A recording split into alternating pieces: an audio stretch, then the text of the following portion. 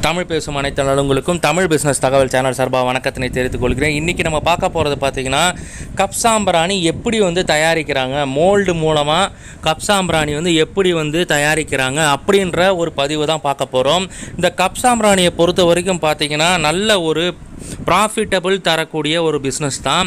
நீங்கள் ஒரு 4500 ரூபா மினிமம் அந்த இன்வெஸ்ட்மெண்ட் பேக்கேஜில் பண்ணிங்கன்னா உங்களுக்கு பார்த்திங்கன்னா ரா மெட்டீரியல் காஸ்ட்டு போக தாராளமாக உங்களுக்கு 2000 ரூபா வரைக்கும் லாபம் கிடைக்கும். இப்படி கப் சாம்பிராணி தயாரிக்கிறாங்கன்றதை பார்க்க போகிறோம். அதுக்கு முன்னாடி ஒரு ஸ்மால் ரெக்வஸ்ட், ஃபஸ்ட் டைம் எங்கள் வீடியோவை பார்க்குறீங்கன்னா மறக்காமல் அந்த சப்ஸ்கிரைப் பட்டன் அமைக்கிடுங்க. பக்கத்திலே பெல் சிம்பிள் வரும், அதில் ஆல் நோட்டிஃபிகேஷன் கொடுங்க. ரெகுலராக உங்களுக்கு வீடியோ வரும். வாங்க வீடியோக்குள்ளே போ.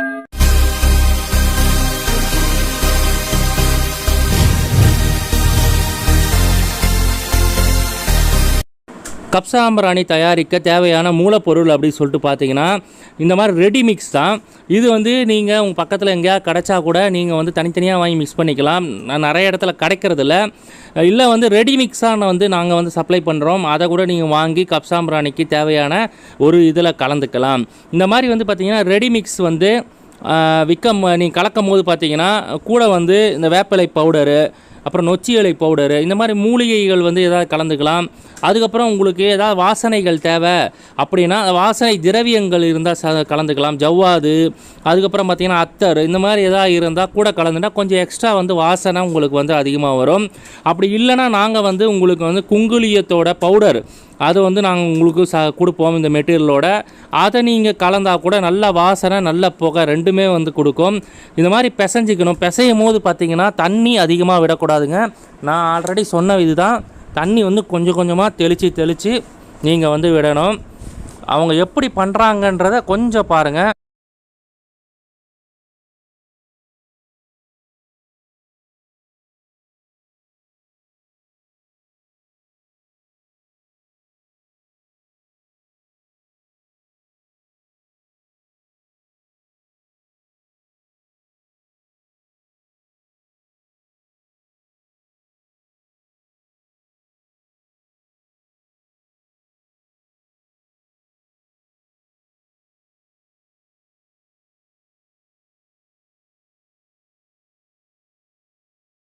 இப்போ பார்த்தீங்கன்னா இந்த மாதிரி ஒரு பதத்துக்கு வந்த உடனே அதை இந்த மாதிரி மோல்டில் நீங்கள் போட்டு அந்த பைப்பு, ஒரு பைப்பை எடுத்துக்கோங்க. அந்த பைப்பை வச்சு ஃபிக்ஸ் பண்ணி கையில் பண்ணிங்கன்னா கொஞ்சம் இறங்காது.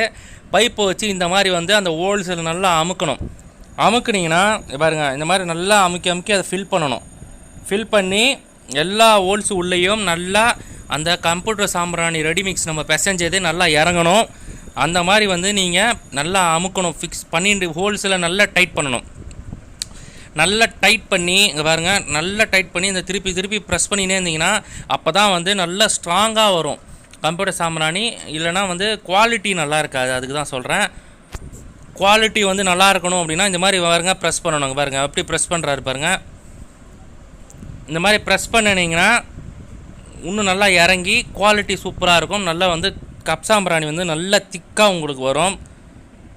ரொம்ப உங்களுக்கு குவாலிட்டி நல்லா இருந்ததுன்னா சேல்ஸ் நல்லா அதிகமாகும். ஸோ எல்லோரும் கேட்டு வாங்கிப்பாங்க. நம்ம ஆல்ரெடி சப்ளை பண்ண பவுடர்ஸ்லாம் பார்த்திங்கன்னா ஃபீட்பேக் நல்லா சூப்பராக இருக்குது. பாருங்க, அவ்வளோதான், முடிஞ்சிருச்சு. இது ஃபைனல் ஸ்டேஜில் இருக்குது பாருங்கள். அவ்வளோதான் பாருங்கள்.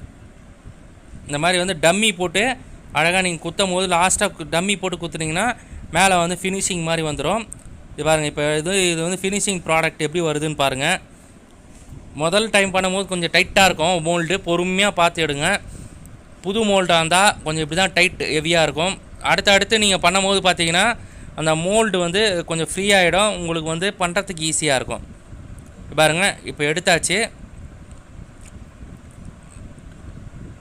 பாருங்கள், எடுத்துச்சுன்னா அழகாக கப் சாம்பிராணி சூப்பராக இருக்கும். பாருங்கள், பக்காவாக கப் சாம்பிராணி வந்துருக்கு பாருங்கள்.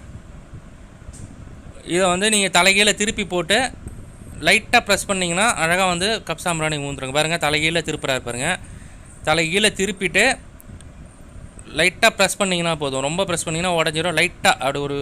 லைட்டாக ஒரு இன்ச்சு அமுக்குனிங்கன்னா ஆட்டோமேட்டிக்காக கப் சாம்பிராணி வெளில ஊந்துடும். நல்லா வெயில்லையோ இல்லை நிழல்லையோ நீங்கள் காய வச்சு அந்த கப் சாம்பிராணியை பேக்கிங் பண்ணிக்கலாம். அடுத்து இன்னொரு வீடியோவில் எப்படி பேக் பண்ணுறாங்கன்றதை நான் உங்களுக்கு காமிக்கிறேன். இங்கே பாருங்கள், ஈஸியாக இது பண்ணலாம். இவ்வளோ தான் கப்சாம்பிராணி தயாரிப்பு.